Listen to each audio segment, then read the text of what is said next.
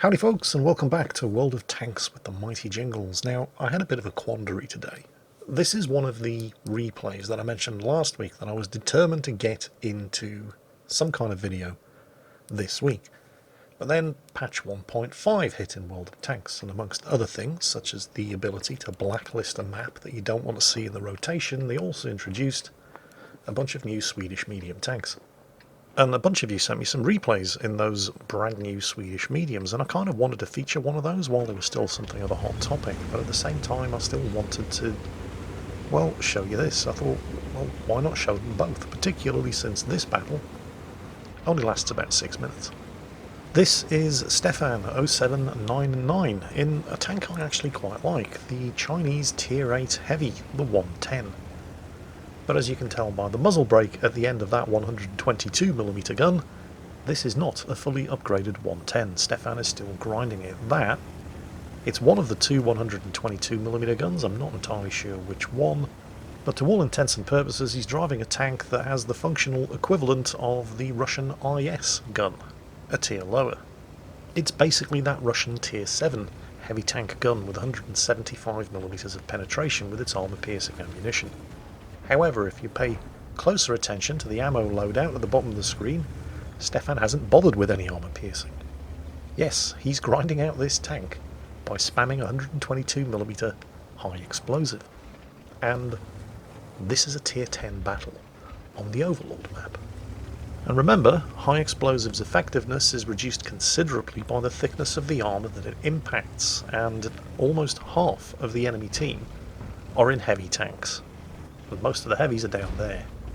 And that's actually very good news for Stefan, and very, very bad news for these enemy heavies. Because traditionally speaking, tanks don't tend to have awfully thick top armour. That's why aircraft strafing from above can take out tanks with 20, 23 or 30mm cannon. And why Stefan's first shot into that very unfortunate IS-3 down there did over 600 damage.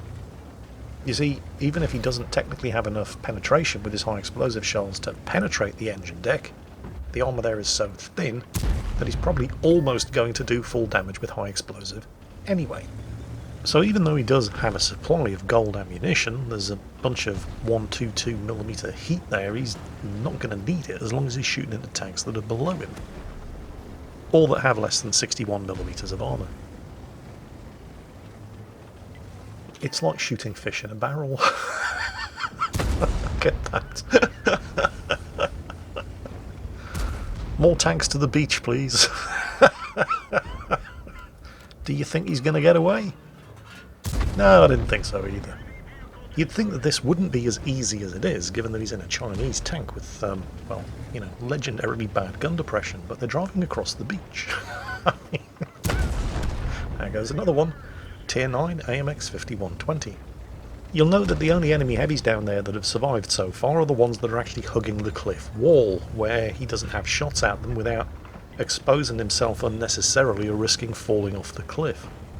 Oh, he's got a big boy over there to shoot at, T-57 Heavy. This could be another big shot. American heavies do tend to have atrociously bad side armour, but the T-57 Heavy got lucky. Looked like that shot impacted on the tracks and he only suffered splash damage. The friendly IS-4 up ahead looks like, oh, hang on a second, victims. There's a tier 10 needs shooting at from above in the rear. And yeah, that was a big meaty chunky hit on the Object 277. However, there's an IS-3 down there who's wise to Stefan's tricks. So he backs up a little, where he doesn't actually have to get shot at by the IS-3. And oh, that moment when you're in a tier 10 heavy, you get hit, your 20,000 credit premium fire extinguisher goes off and saves you on less than 100 health. Stefan figures he can afford to take another hit from the IS-3 because his shot into the IS-3's turret roof was a guaranteed kill. The IS-4 up there is still alive, just barely, although there's nothing miraculous about it. The ISM that was with Stefan finished off the T-57 Heavy, and that just left the Lorraine 40T to bother the IS-4, but the Lorraine is still kicking. He's obviously emptied his magazine and then run away to reload after doing his damage. Question is, where did he go?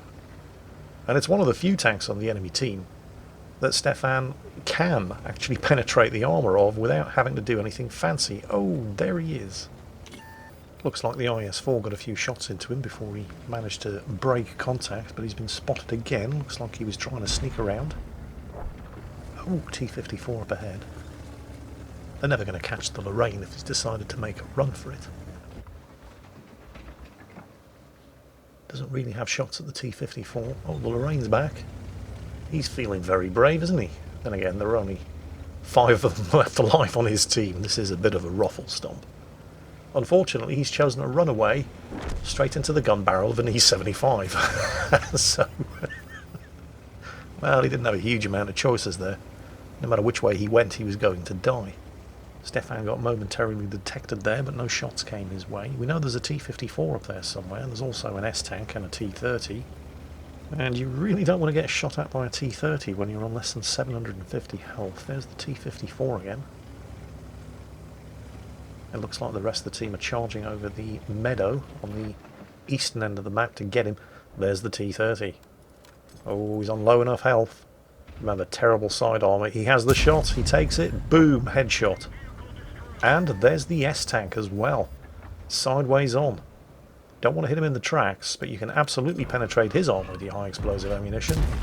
He's been getting some very, very good damage rolls with these high explosive shells. The average damage is 530, but he's regularly been scoring over 600. Oh, and there's the artillery. It's just a shame you can only do 550 damage to him. I'd feel quite cheated. If I was Stefan, I'd be demanding a refund, or at least a partial one. One enemy tank remaining? No enemy tanks remaining. That's the entire enemy team wiped out in just over 6 minutes, and all it cost them was 5 tanks. As for Stefan, that's an ace tanker badge, and he was easily top of the team on experience earned, and also quite comfortably top of the team on damage done, while driving a tier 8 heavy tank with a stock gun and firing nothing but high explosive in a tier 10 battle. And they say wargaming doesn't have a sense of humour. So, I found that kind of amusing, and hopefully you did too. Next, it's on with the main event. You may have noticed that there's been a fairly large patch in World of Tanks this week. Patch 1.5 included, amongst other things, rebalances of Swedish heavy tanks, the ability to blacklist a map that you don't like so it never appears in your matchmaker, and possibly of some interest to some of you, new Swedish medium tanks. This is the tier 8. It's the UDES 14.5. We're definitely going to have to come up with a better name for it. And it's being driven for us today by Oh My Matt. Now, here's what's interesting about this tank, and the tier 9 and 10 that follow it.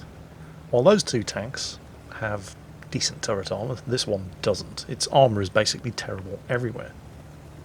But like the high-end Swedish tank destroyers, it features an interesting mechanic: hydro-pneumatic suspension. Unlike the Swedish tank destroyers, you don't activate it on this thing.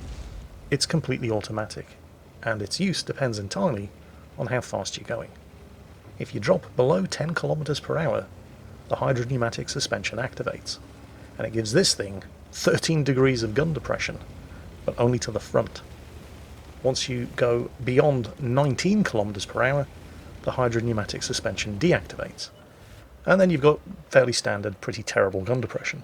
And that little icon in the bottom right quadrant of the aiming reticle indicates when the suspension is active. Although the fact that he's able to get the gun down at that kind of reverse angle should also let you know that the suspension is active, because quite frankly that was just a ridiculous amount of gun depression. Having that 13 degrees means that fighting on a reverse slope like this, when most other tanks would have to expose their lower glacis to be able to get the gun down and shooting at targets on the other side, is actually quite practical in this machine. Well, it's possible in this thing. The turret armour is still paper thin, you're still going to get hit, you're still going to get hurt. The tier 9 and 10 versions of this tank have better turret armour, and wouldn't have to do things like this: ducking, weaving, trying to bait your opponent into firing, and missing. Down here at tier 8, that's still very much a thing. So, the 50TP prototype has received a damn good spanking and has fallen back into cover on the far side of the big old rock there with the STA-2. Matt takes a hit from the Mark 1 Centurion. You can actually angle against a Mark 1 Centurion with this machine. I mean, the armour on the hull is absolutely terrible. At best, it's 35mm. But the Centurion's 20-pounder gun translates roughly to 93mm caliber. And this armour, while it is bad, you do require better than a 105mm gun to be able to completely overmatch it. So he can, theoretically, if he's very careful, because 90 or 93mm guns can still get a partial overmatch, but he can theoretically side-scrape an angle against the Centurion and the Pershing. But you really have to know what you're doing, and you have to be extraordinarily careful. To be honest, while it's theoretically possible, I think it's probably still best not to try, because partial overmatch is a thing. See, he's trying it here, but he has to keep that reverse angle very, very shallow. And it might have worked, but we won't know because the Pershing missed. He didn't miss the Pershing, however.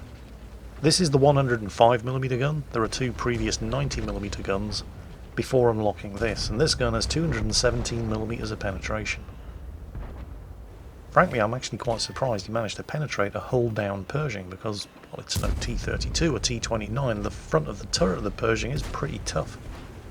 Meanwhile, the team up to the north have managed to finish off the 50 TP prototype, but they still haven't been able to dig out that STA-2, and they've lost a couple of tanks in the process.